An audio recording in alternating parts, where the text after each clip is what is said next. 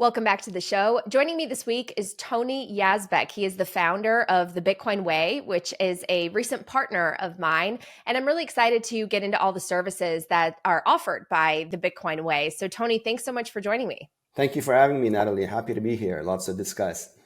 Lots to discuss. I know you're helping so many people with one-on-one services because getting started, no matter what age you are or what your background is, sometimes you just need your hand held a little bit through the process because some of it can be intimidating. But before we get into that, I know that you have a really fascinating backstory of what got you into Bitcoin and passionate about this and eventually starting the company. So can you tell us about your background in Lebanon and what got you into Bitcoin?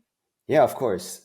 I mean, as you grow up, everybody seems to, want to find their purpose in life. And sometimes, you spend many years looking for it and you never really, amount to much until something happens that completely makes you do a 180 and, changes you as a person. And this is precisely what happened to me a few years ago. Unfortunately, it's not a good story. It's a horrible one. When you witness, firsthand the complete annihilation of a country's life savings, and you watch the decimation happen in real time, especially when it affects you directly. This is not something that anyone prepares for. It's not something that you can train for. It just lands. It's like a nuke that drops on your head out of nowhere, and you just have to deal with it. I've had 3 companies my whole life. Okay. I mean, I've built 2 software companies and a consulting company. I've worked in cybersecurity, encryption, and privacy my whole life. I was good. My concept of life and the world was pretty much what most people's vision of the world was. Living, like you've been taught since the day you were born. Until one day, that rug is pulled so harshly from underneath your feet that you just don't know what hit you. This is what led me here to co-found the Bitcoin Way. Because after having walked through this path for many months, having all sorts of crazy thoughts go through my head, and finally decide, which way I'm going to go, I decided to come out of it, the proper way, because there are people that depend on me.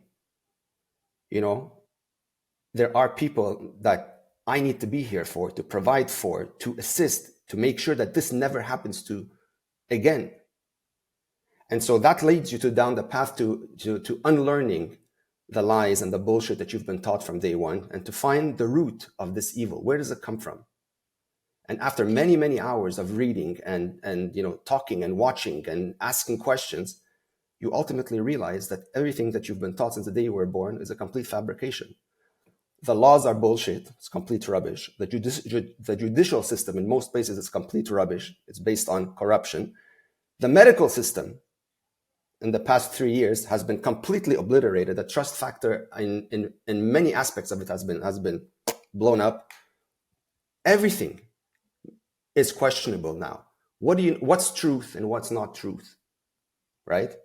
And fundamentally, it's when you study deep enough, you realize that all of these elements, all of them, they're all linked to one thing: broken money, because it's the only thing that funds them.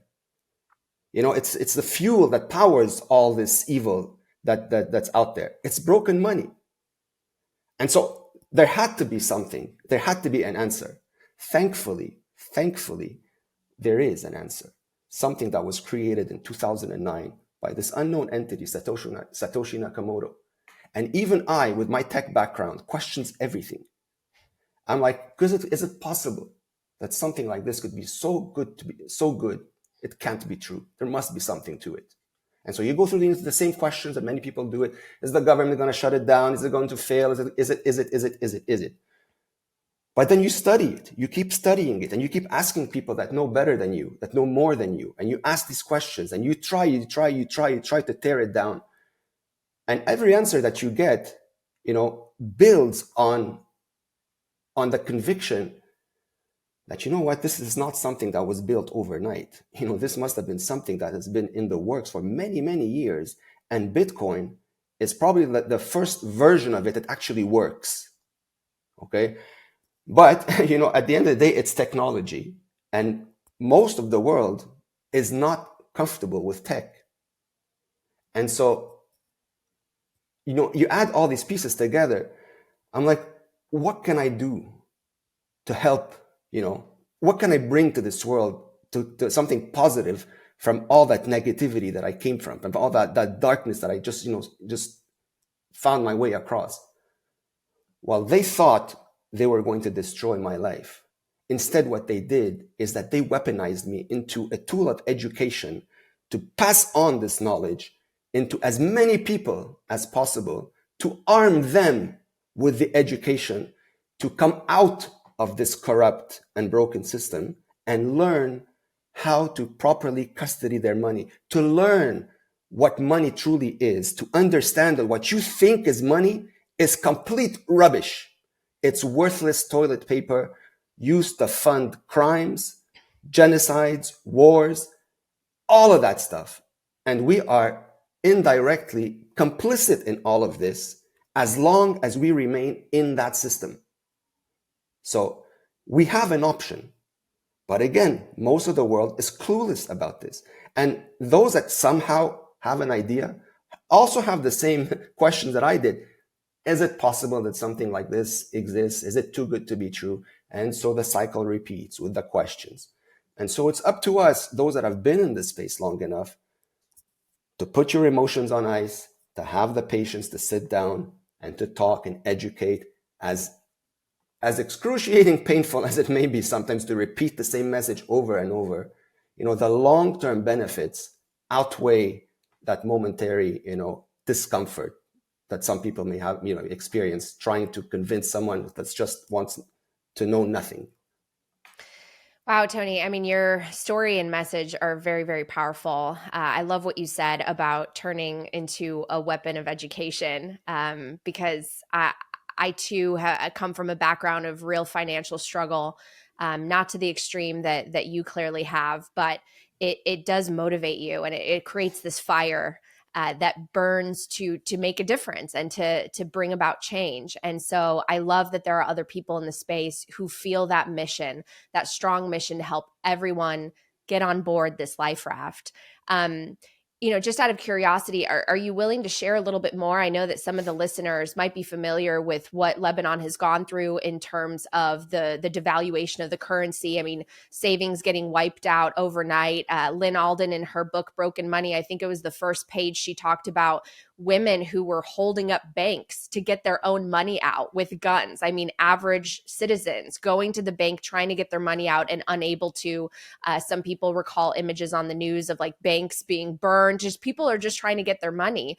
Can you share anything else more specific in terms of like what you went through? Because I bet that there are millions, if not billions, of people that have undergone a similar struggle. Coin Stories is brought to you by Bitdeer, where the power of Bitcoin mining is at your fingertips.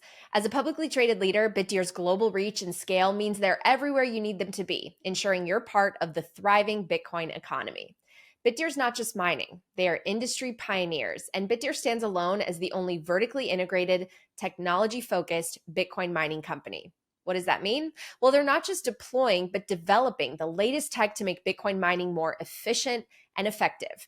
And with the industry's most experienced leadership team, innovation is in their DNA. And it shows. A quarter of their workforce is dedicated to research and development, pushing the boundaries of what's possible in Bitcoin mining.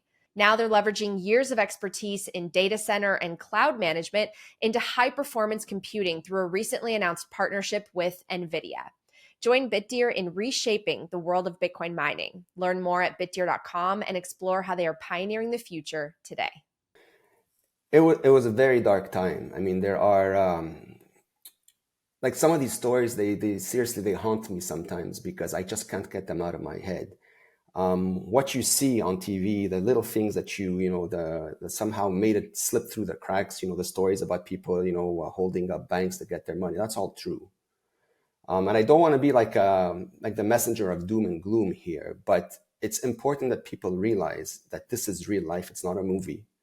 And coming from someone that's witnessed it, I can tell you with 100% certainty, the way I see things progressing in the West, it's that movie playing all over again.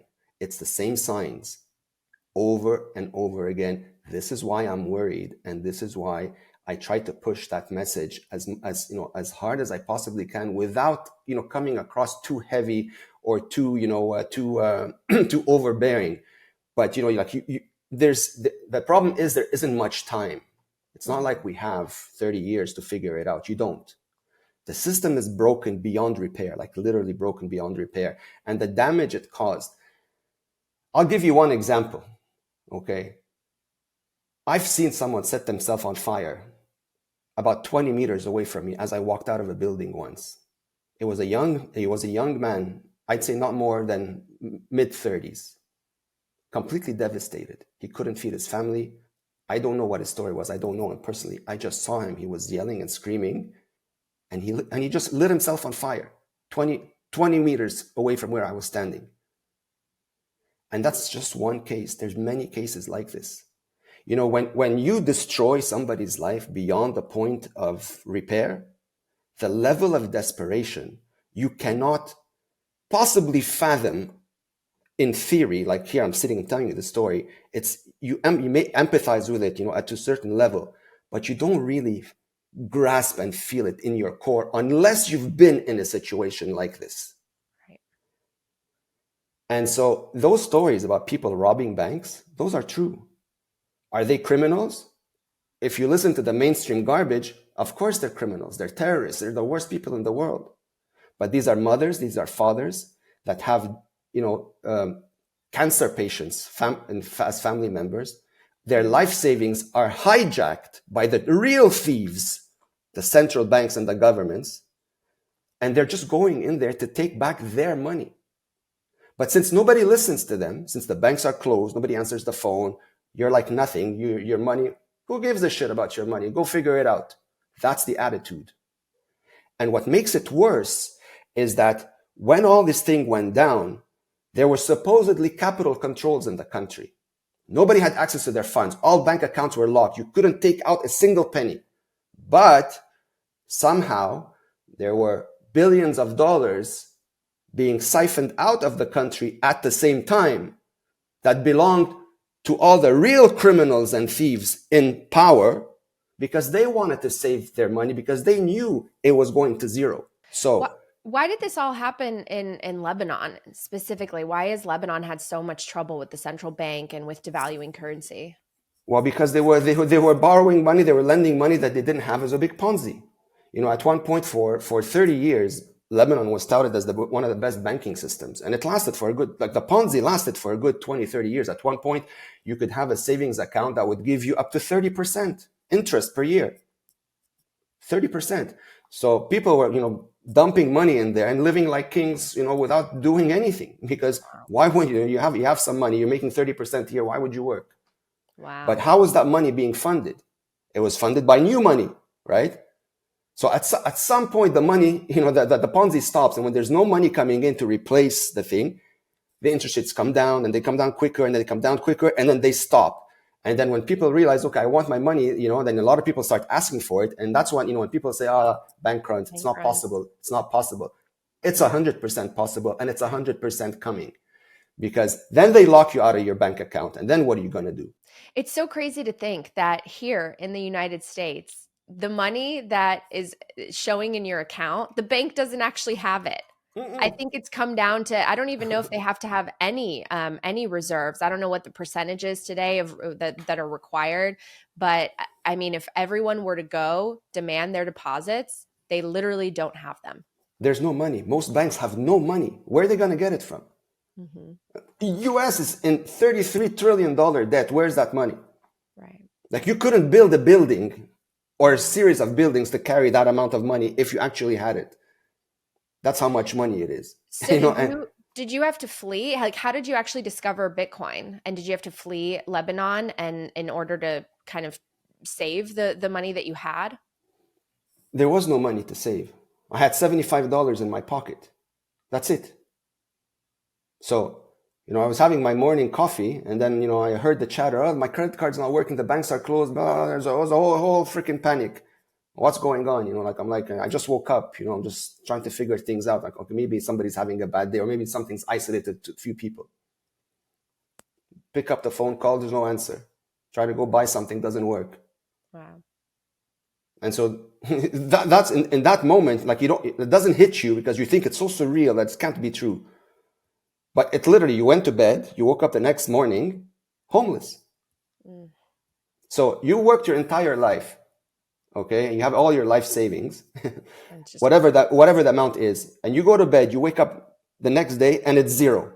Or worse, you know it's there, but you can't access it, and they won't give it to you. And they won't even respond to you. They won't even talk to you. You're like a piece of garbage. Nobody cares. So what do you do? So when put in a situation like this, human instincts kick in, right? In an extreme situation like this, you don't know how you're going to act. As amazing as you are, as sane as you are right now, if I take you and I throw you in a situation like this, you don't even know how you're going to react, right? Nobody does until you're put into that position. Some people go crazy. You have to eat, right? If you have kids, you have to feed them. If you have a sick, dying mother that needs medication, you have to find it. How are you going to do it if they've hijacked your funds? So you resort to whatever it is that comes through your head to get the result that you're looking for. Mm-hmm. That chaos, that Mad Max scenario is coming. There's no way around it, in my opinion. People think I'm a bit crazy, doom and gloom. You can think all you want. But the writing's on the wall, because the mechanics that is going to lead to this are the same. It's broken money. So how did you discover Bitcoin? I had to look for a solution. I had no more money. Mm-hmm. And so nobody would hire me. I tried to look for a job. Nobody would hire me. Overqualified. Okay, great. So knowing too much now is a problem. Mm. So what do? I had to rely on some of the closest people that I knew. And that too was as another betrayal on its own. Because all of a sudden, when you're not financially comfortable, you realize that 90% of the people that you thought were friends disappear. Because now they're worried you might ask them for money, right? And so nobody wants to, and that's when you realize that 90% of the people you think are your friends don't give a damn about you. Because a true friend would still be there, especially in a time like this. Right. Okay? So out of the thousands of people that I knew over the years, I had literally three people that I could rely on. And none of them were financially that comfortable. But the moral support, and the human support, right? This is what gets you through the worst of times. For sure. And at the end of the day, I had to be reminded of something my mom had told me a long time ago. Rest her soul. She's passed away now for a long time. But she told me something when I was 9 years old. And obviously, as a 9-year-old kid, you don't think much about it. But somehow now, it just came back in that moment. She goes, they can take everything away from you. Everything except what's in here.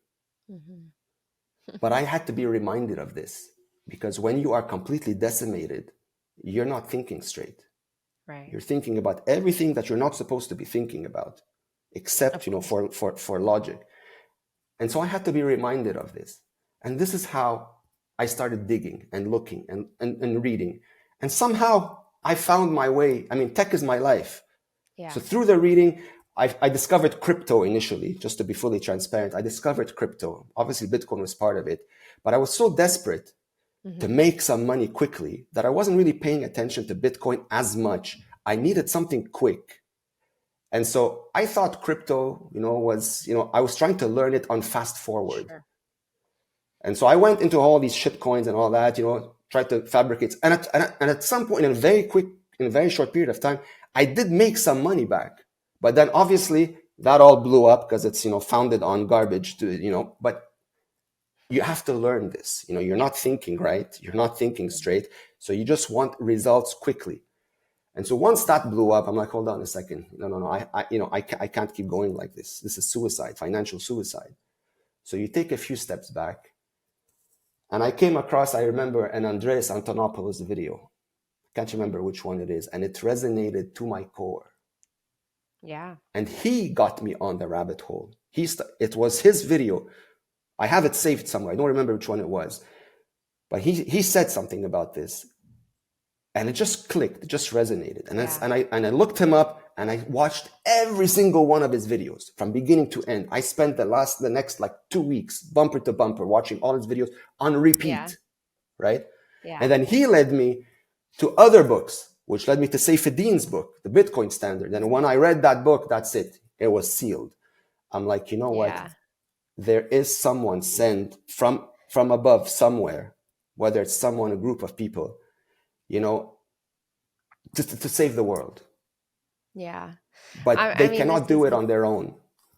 Yeah, it's fascinating hearing this. Andreas is so brilliant. I remember watching his videos and things clicking for me too. And Bitcoin Standard was really the thing that lifted the veil off my eyes. And obviously, his background, you must have had a lot in common with Saif being from Lebanon as well. I think I've seen the Bitcoin Way on some of Yes. Saifedean's work too. No, it's just incredible to think about how Bitcoin is coming at really this inflection point and this time when it's most badly needed because things are really crumbling everywhere. And you describe just the most extreme situation of the pressure cooker that I think everyone's sort of in. Even if you're doing well and you did well on fiat, I'm sorry, but the world around you is becoming an increasingly unsafe place because people are feeling that desperation and that frustration and they're left behind. And so it's not a world that anyone would want to live in. We need to address and fix the money.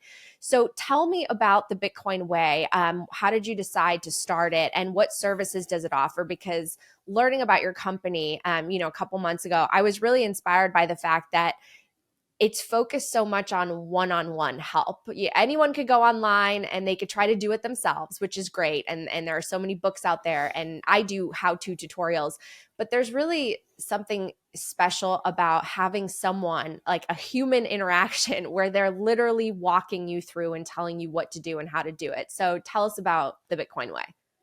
Well, the Bitcoin Way was founded with, we initially were three co-founders. Okay, I was contacted by Andy initially during a couple of years ago. I was doing freelance orange pilling consulting on my own, and we got to talking. He contacted me on Noster, and we just got into a conversation, and we clicked, and we decided, through that conversation, he sort of reminded me of why I need to do more in the space. And we put together this team in order to bring as much education around Bitcoin and cybersecurity and encryption and privacy to as many people as humanly possible. Now, I've worked in tech my entire life, and I know most people are not techies. Most people are barely comfortable on a computer, let alone trying to figure out a wallet and a node and cybersecurity and all that. It's all like a foreign language to them. So we translate all of these things in simple English in a way that resonates really well with people. Like we have extremely strong human skills, one-to-one contact. When we discuss something with someone, I translate it into like a language that a 10-year-old can understand. There's no engineering speak, there's no geek talk, there's none of that stuff. Plain English, this is what we need to do. These are the steps you need to follow. As long as you follow them, you'll be fine. It's time for a quick break to hear these messages from my partners who make this podcast possible. Next up, Bitcoin 2024, the world's largest Bitcoin conference, is coming to Nashville this July. Join us for 3 amazing days of keynotes, panels, networking events, and my Women of Bitcoin brunch. The Bitcoin conference is where I launched my podcast 3 years ago. You never know what can happen or who you can meet here. Head to b.tc/conference and use the code HODL for 10% off. Next up, Speed Bitcoin Lightning Wallet, one of the fastest growing Bitcoin wallets out there. Speed is a secure, low-cost way to send and receive Bitcoin instantly. It's super simple and scores high user ratings, and you can even use it to shop gift cards of your favorite brands to earn rewards. Download Speed using the QR code on the screen or the link in my show notes. And finally, the why of Bitcoin is easy to grasp, but the how can be so confusing.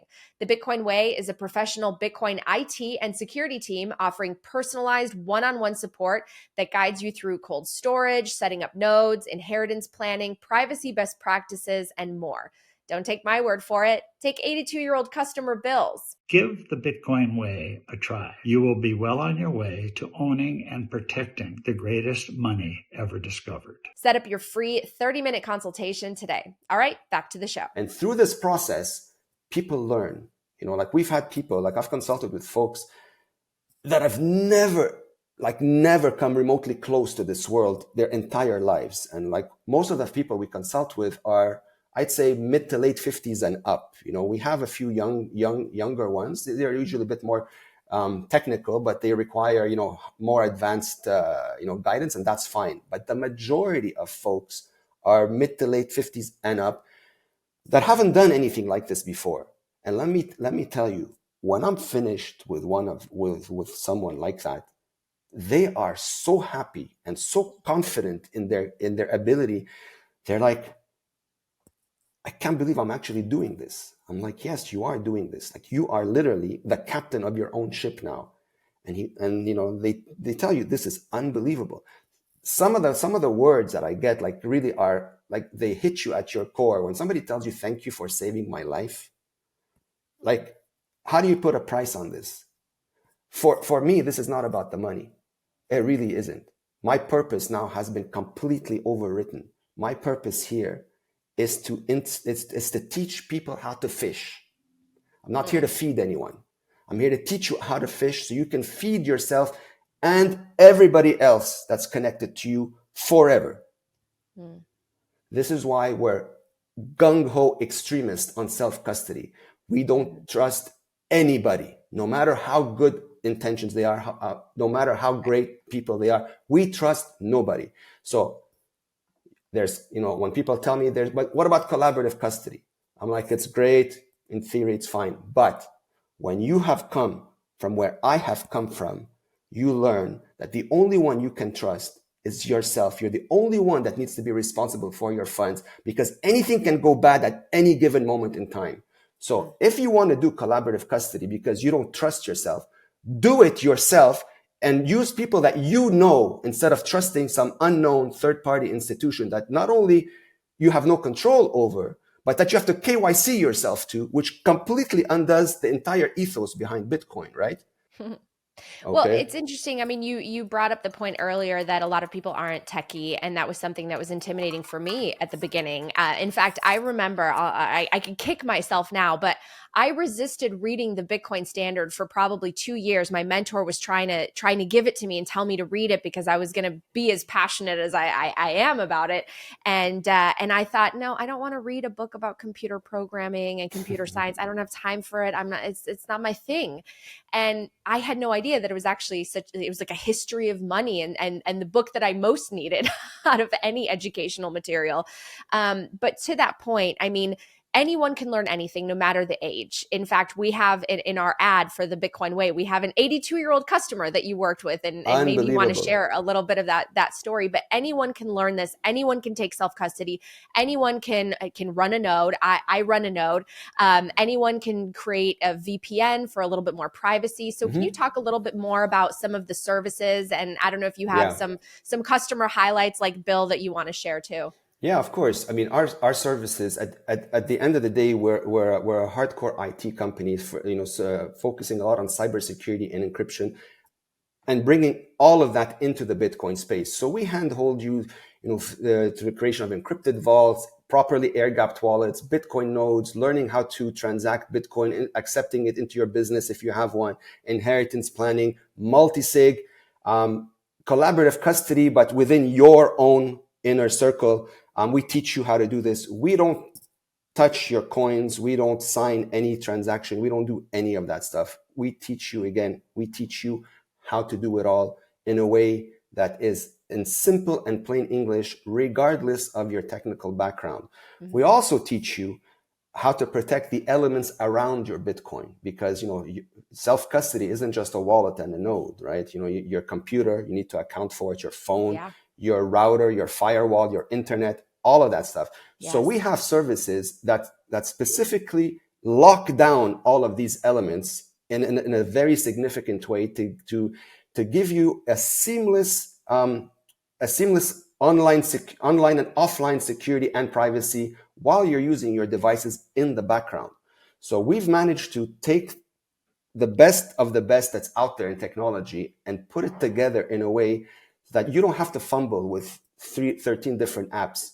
We set it all up. You just use it. So you've got VPNs running in the background full time, no matter where you are, fully AI powered. Whether you're on Wi-Fi and you step outside onto the street and you flip into a mobile connection, the backend stays intact. You are never disconnected from that encrypted environment. All of these things we account for because, again, it's about protecting your environment as much as possible. And this is ongoing. Like technology is progressing. There's no set it and forget it. So when we consult, we maintain long-term relationships with everybody because, I can set you up flawlessly today. But if next month something new comes out, I'm going to call you. I'm like, Natalie, listen, we can do this that can improve on what you currently have. And it's strongly recommended that we do it because now you're your own bank, right? So there's no laziness, there's no complacency, because at the end of the day, we're not protecting some random item here. You're protecting your generational wealth, your money. So you fall behind, you don't do the work, something bad happens, it's on you. There's no refund, there's no customer support center. Can you share a little bit more about why you think it's so important for people to take these extra steps as opposed to maybe trusting some of the Bitcoin companies or intermediaries that currently exist? Because obviously one way is a little bit easier, a little bit more convenient, and people sometimes opt for trusting the companies that exist versus your way, which is entirely self-sovereign, becoming your own bank. Can you talk a little bit about that? Yeah, look, I mean, the concept of trusting someone else, for a lot of folks, I get the whole appeal of it. It's like convenient. It's less scary. Some may argue it may be a transition, like you start off here and then eventually you move into self-custody. But you have to remember why I'm doing what I'm doing. I mean, this is like a personal view on things. My life was completely blown up. Mm-hmm. So my level of trust is zero. I trust no one. Okay. That's why I say what I say. Again, I know a lot of the people in this space. They are fantastic people. I have nothing bad to say about them or their intentions. But I know how the current system, the world that we live in, is put together, unfortunately. And a lot of these elements can blindside you at any moment in time. I mean, you're seeing it play out in real time now. The attack on self-custody, the FUD, the this, the that, it's coming. I mean, it's expected to come. Because Bitcoin was created to replace the legacy system completely. It wasn't created to play by its rules, which is why I laugh when people talk about regulation. What are you regulating? You're asking a thief if he lets you use a technology that puts him out of business. That's essentially what you're doing. So how does that make sense? Bitcoin is not meant to be regulated. Bitcoin is here to format the corruption and replace it by something that's untouchable by any human being, no matter who they are. Bitcoin restores the power to humanity. This is so big that most people don't understand 5% of it. It's not the number go up. Bitcoin is think of it as like this thing that's going to take Earth into Earth 2.0, Earth 3.0. That's how crazy the possibilities around something with incorruptible money can do. Like Bitcoin in its current form now, think of it as like a simple email app 30 years ago. That's it. But the platform that's going to be built on incorruptible money, that's where the revolution, the renaissance is going to come in. Mm-hmm. And the possibilities, that are going to be built in a world like this, oh my goodness. It's like, if you want like a utopian view of the world, this could very well be the direction that'll take us there. Yeah. But you have to get through the hurdles that are currently in your way. And we are. Bitcoin is categorically winning, because if it wasn't winning, you wouldn't, they wouldn't be fighting you this hard. So, but it's important that people understand this, and not get swayed by unnecessary fear, because peer-to-peer technology, one thing that has to be crystal clear to everyone is that you cannot stop peer-to-peer technology. You can't. No matter what you think, no matter what you want, no matter what, like, you just can't. Somebody who tells me I'm gonna make peer-to-peer transactions illegal, yeah, good luck. This is like trying to say like the sun is gonna stop shining or the wind's gonna stop blowing. When I hear Bitcoins, peer-to-peer is going to be like they're gonna stop it, they're gonna become illegal. You can't. And Bitcoin self-custody is the same thing. When you own your funds, your private keys, there's a million ways around to find a way to protect it. You just cannot stop it. What you can do is put the fear of God into people, into thinking that they shouldn't be doing it. Mm-hmm. And those that don't understand much will fall for this nonsense. But luckily, there's a lot more people waking up and understanding what it is that they truly have in their power. Yeah, it's so crazy that with the digitization of money, we've really normalized intermediaries that ultimately take a cut. They slow things down, they monitor and surveil everything, and then they can sell our data. And that just goes to, a lot of Andreas Antonopoulos's lessons. And it also makes me think of Natalie Smolensky gave a beautiful speech in Washington, D.C., talking about the importance of peer-to-peer and how ultimately it comes down to you and me freely being able to transact value, which should be protected by the laws of every country around the world. And yet, obviously, we have to fight for that type of freedom. As we start to wrap up, just any final messages that you want to leave listeners and viewers with? Yeah, I mean, I strongly recommend people, study Bitcoin more. Bitcoin is your one and only chance to regain, any form of value and dignity that you have. If you have a family, if you have kids that you want to care for, and you want them to live in a world where they're free to make their own decisions and not have them, dictated by somebody else, you owe it to them to at least take the time and study Bitcoin and not look at it strictly from an investment point of view. Bitcoin fundamentally is a human right. The right to transact, the right to dictate where you want to put your time and energy is your decision. And I strongly encourage more and more people to put their time and energy into Bitcoin. And I find that the more people understand it more, their conviction and their investment, their allocation into Bitcoin grows automatically all by itself.